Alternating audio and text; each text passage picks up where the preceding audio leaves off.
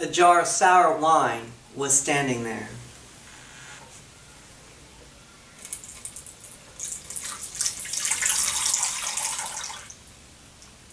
And so they took a sponge and they soaked it in it. And then they put it on a branch of hyssop. And then they held it to his lips.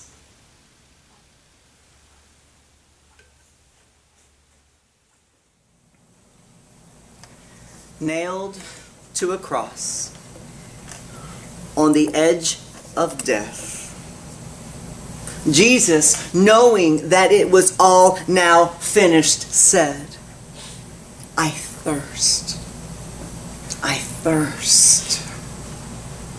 He, the very giver of water, he who called the oceans into being, he who laid the riverbeds winding to the sea, he who calls the mist down from the sky as rain again,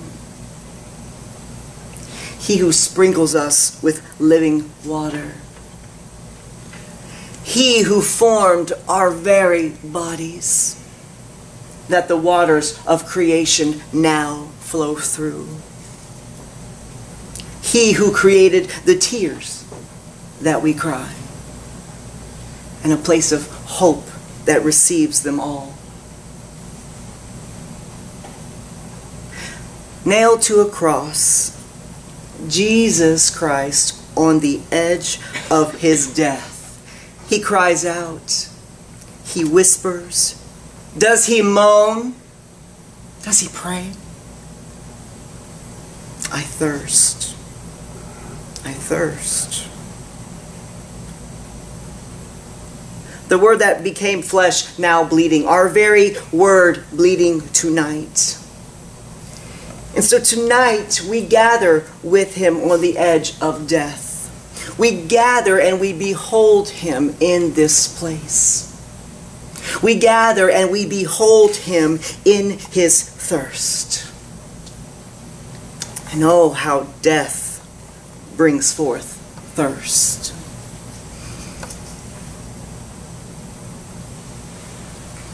How many of you have ever been at the bedside of a loved one and held a sponge dipped in water to lips?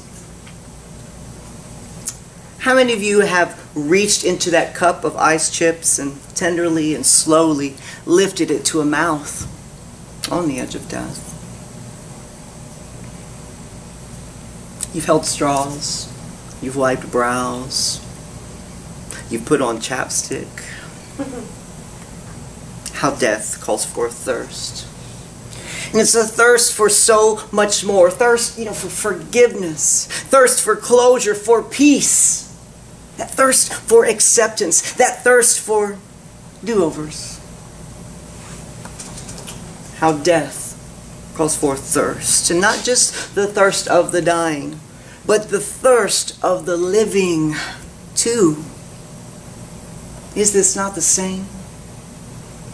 What do we thirst for at the bedside of the cross tonight? And I must tell you that I've shed many tears over the last 2-3 days as I prepared this message. I cried a lot. I wrote down here not once, twice, but 3 times. But since this was printed, there's been about 4 other times. And that's just today. You see, usually, whenever we enter into this place of death, all the rabid emotions that come with it, usually we have no choice. It's forced upon us. See, death doesn't care how busy you are. It doesn't care. When it beckons, you come. But tonight is different. We come here not by force. We come not by obligation. But we come because of our own will to be here. We choose to enter into this place on the edge of death with our dear friend. For me to force myself to enter that place of death was oh so difficult. I miss my mama. And really, as clearly as I can envision a thirsty Christ, I can even more clearly picture the dry lips of my mama. I hurt. And I thirst. You know, I this week, what really has been difficult is because I keep thinking about my mama. There was about 3 or 4 days where she could just whisper. That was it. You know, and you couldn't really hear what she was saying, and you had to get real close. And most of the time, you couldn't figure it out. And I want to know what was being said. As I struggled this week, I had a dream about my mama, and I was very excited to see her. And when in the dream, I was just so excited, and I kept thinking to myself, oh, don't wake up, because I knew I was dreaming. I'm like, don't wake up, because because I've dreamed about her before, and it's so shocking that it wakes me. So I kept telling myself, don't wake up, don't wake up. I could hear myself crying, you know, just telling her how much I missed her, and you know, it was so good to visit with her. And one of the things I remember as I cried, I told her, I said, Mama, say something encouraging to me, because I really need it. And she said to me, you are stronger than you know that you are. Oh, how I thirst for more. So tonight, I mean, it is no doubt difficult. You can see that from here. I can see that from here as well.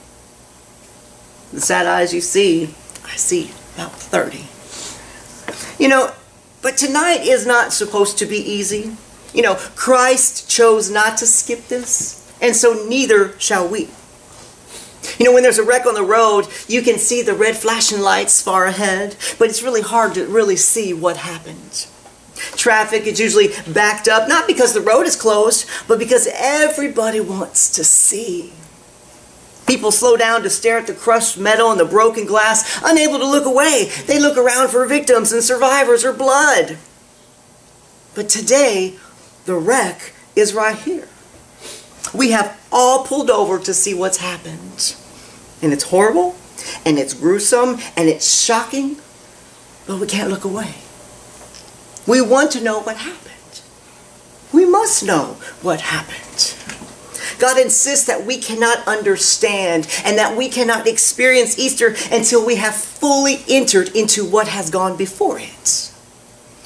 But when we are faithful and we kind of tell that whole story, it makes almost the most impossible demands of us here. You know, it's one that tears us to the bone, and then just as quickly, it sutures us up real quick. These events evoke the most fearful and abhorrent feelings that we could ever imagine. I mean, we feel sick, we feel disgusted, disheartened, shocked. Tonight, as I sat here, I felt a newer one. When they hit him in the face, I was angry as I sat there. I was angry. And then, with all those feelings, literally overnight, you know, we celebrate a hope and joy that we could never imagine. This is the story of the most extreme and dramatic tragedies and joys, you know, that life can ever hold.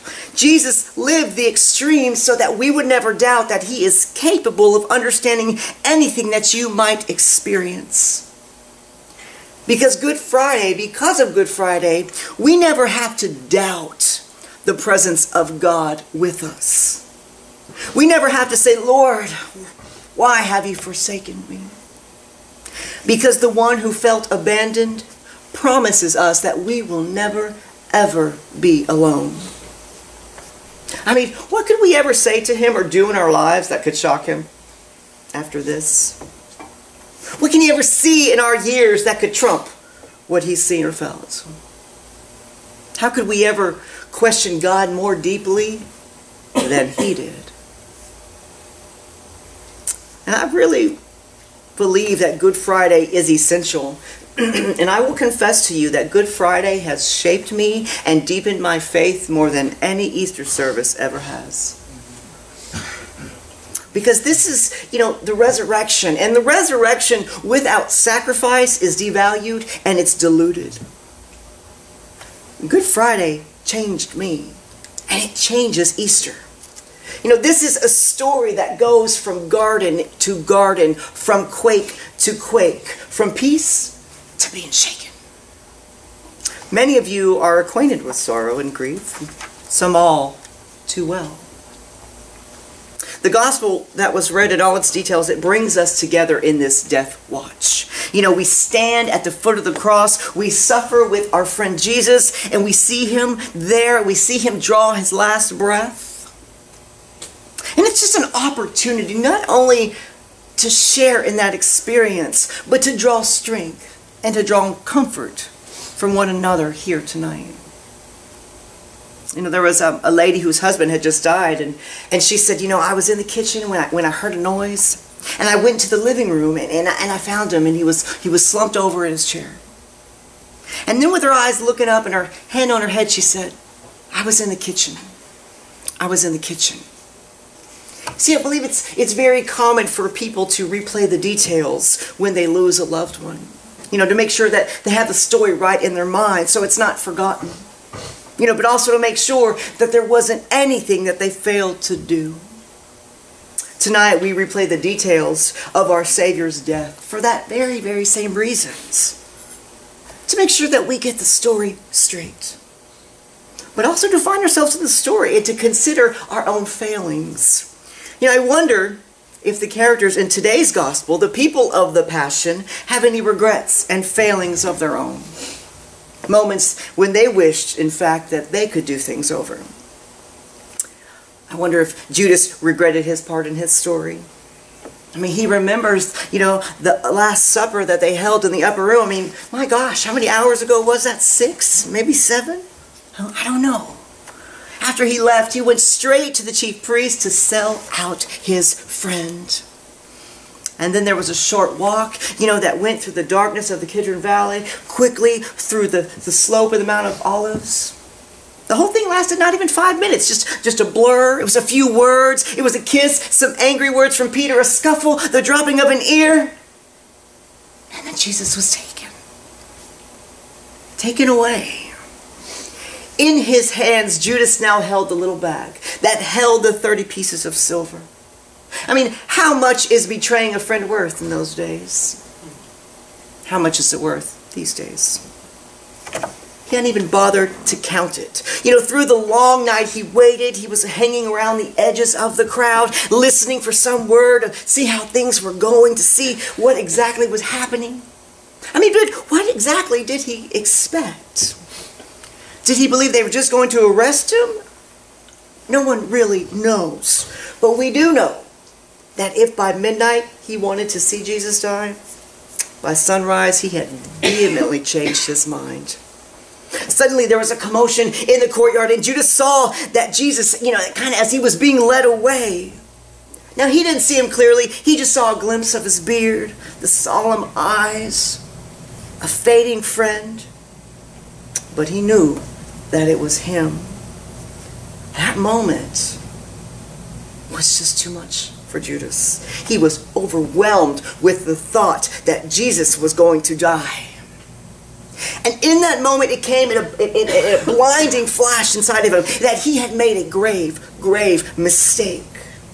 Frantically he took the bag of money and he tried to give it back. He tried, but they wouldn't take it. They just wouldn't take it. Things could not be undone. And the chief priests, they just laughed at him. They didn't have no more use for him or his money. They had what they wanted. Judas was so distraught that he cries out, I've sinned, I've sinned. He was innocent. He was innocent. With that, Judas, he threw the money at them. And the coins were clinking and ringing as they hit the floor. And as he turned to go, those 30 pieces of silver still lay behind.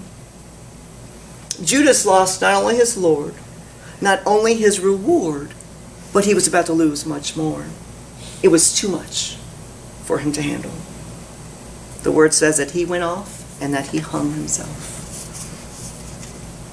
As we think about all the characters, you know, we think surely we wouldn't have done the things that they did. Surely we wouldn't have done what Judas did.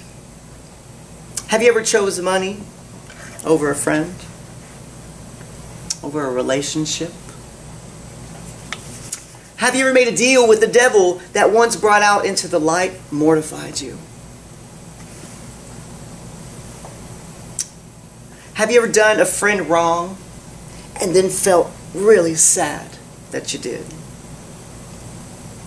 Have we betrayed Jesus by saying all the right words and then doing all the wrong things? Probably so.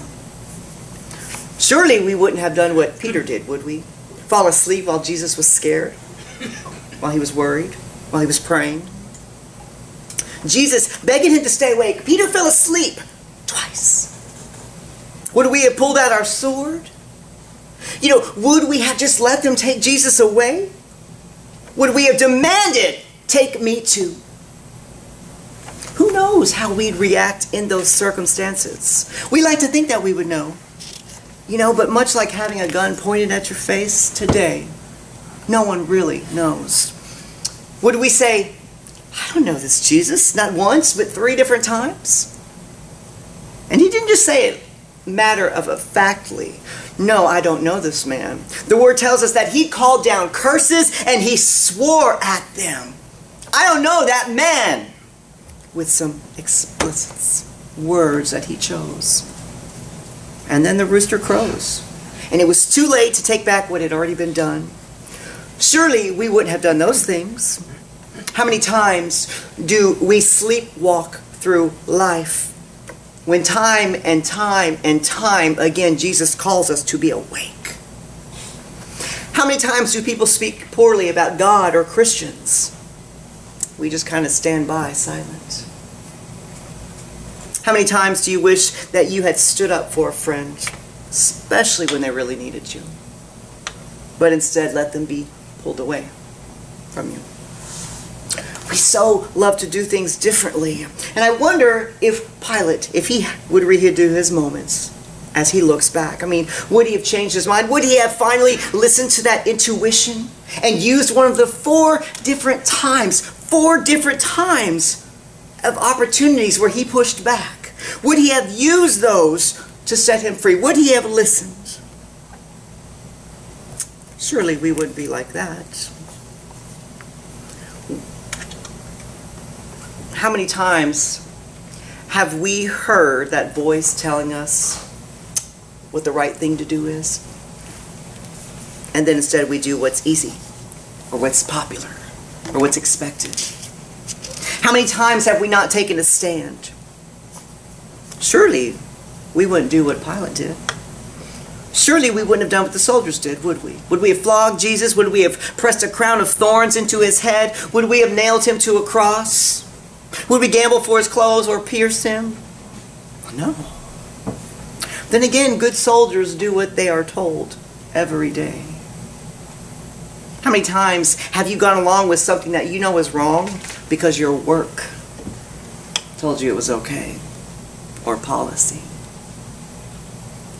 Or maybe your boss, or your father, or your mother, or a priest, or a pastor, or an elder. How many times have you gone along because they commanded you to do so when you knew it was wrong?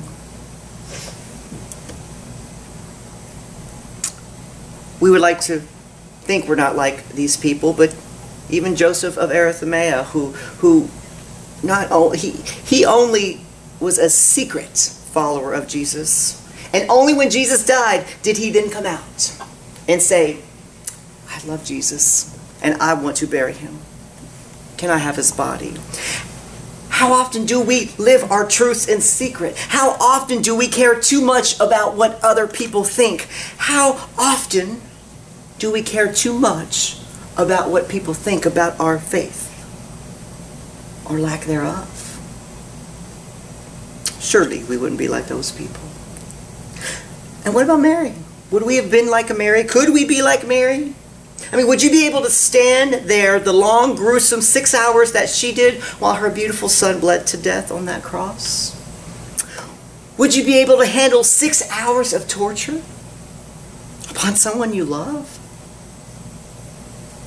Would you be able to withstand the raw, upheaving pain that it takes to watch someone's life drain away? Looking out, then again, maybe you would. Many of us have been by that bedside in that last hour, risking sleep and sanity and health. And it's in those moments that it's not hard to imagine someone who is dying say to a son or to a sister, take care, Mama. Take care, Mama. It's what Jesus did. In his dying moments, his thoughts were on his mother and her well-being. Jesus says to his friend John, take good care of Mama, won't you? Now, just the fact that Jesus is speaking is a big deal. If you notice, everything that he said from the cross is a very short utterance. And there's a reason why.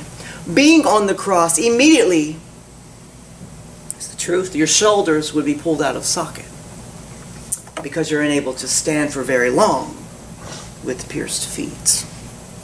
In the face of exhaustion, obtaining enough air to speak any words is trying, and it is painful.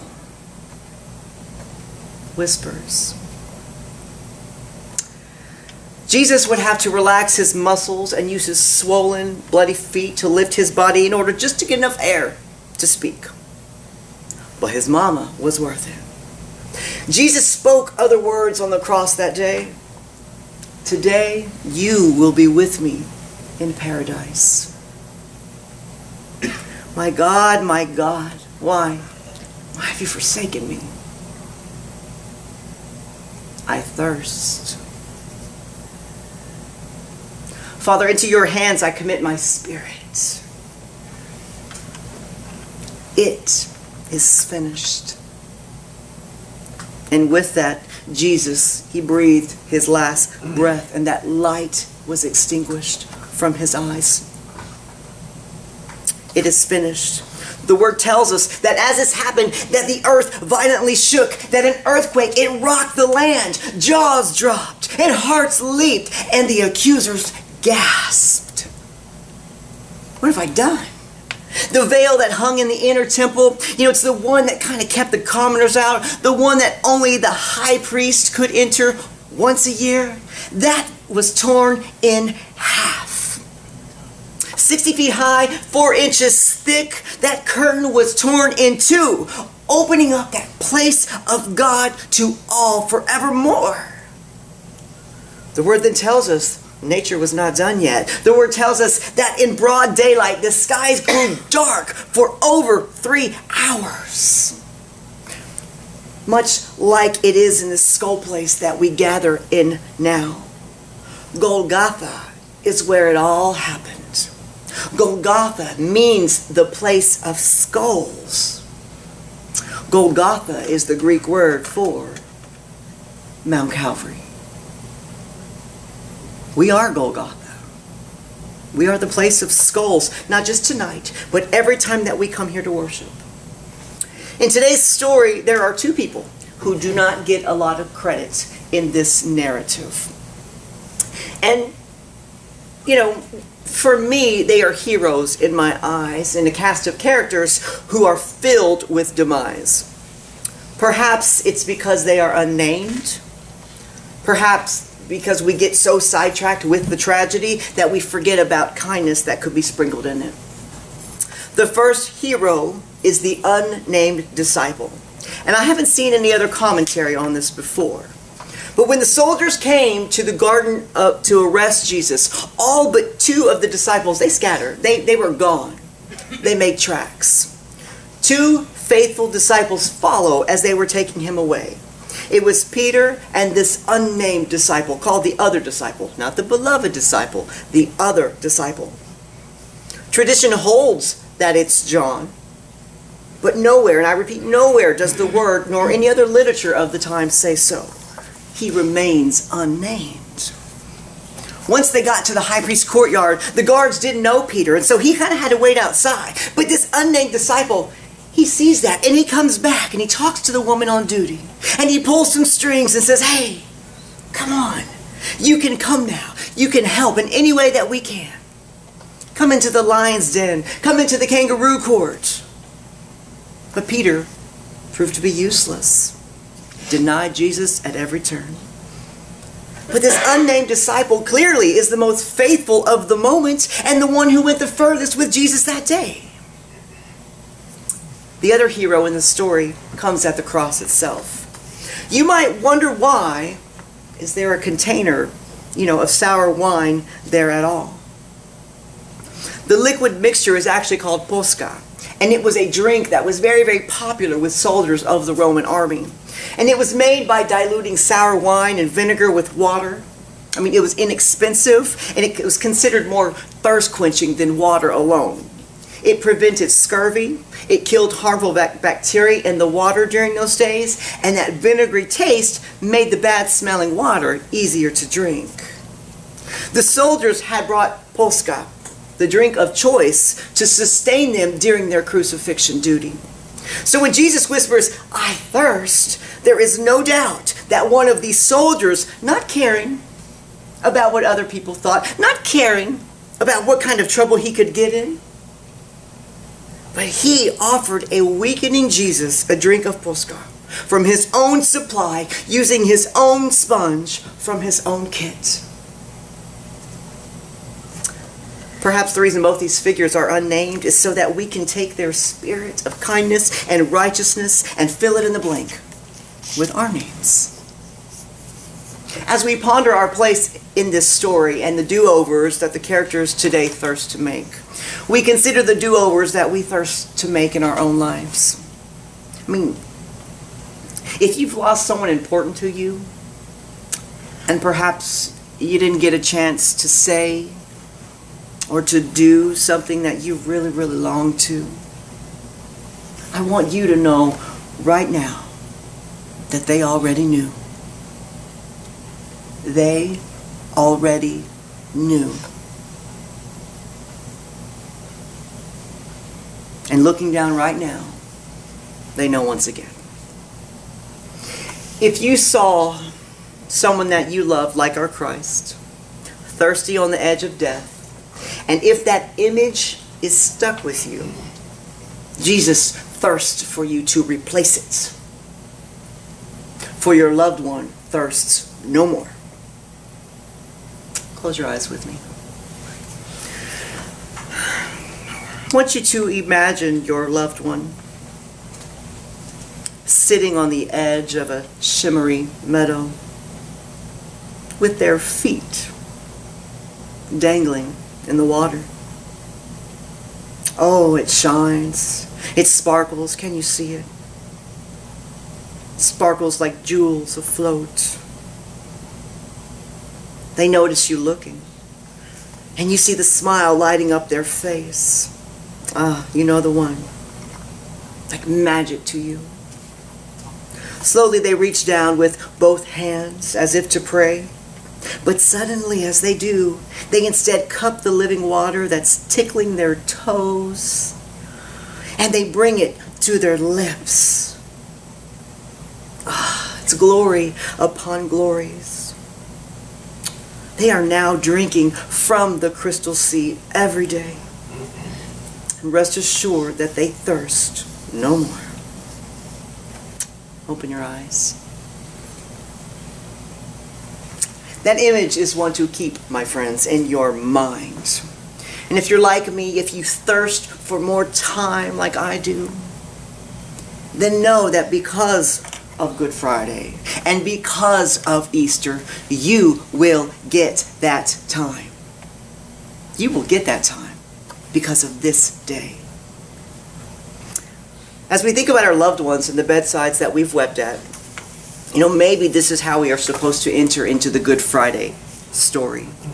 Maybe this is how we take our stand. Not betraying Jesus, not denying him, not judging him and condemning him, not rejoicing him, or rejecting him rather, not mocking him, not cursing him, not flogging him, not killing him, but by standing at the foot of the cross with other people who love him and putting our arms around each other as we cry, offering comfort and strength to one another, so that when they ask us later what happened, we can say, I was at the foot of the cross.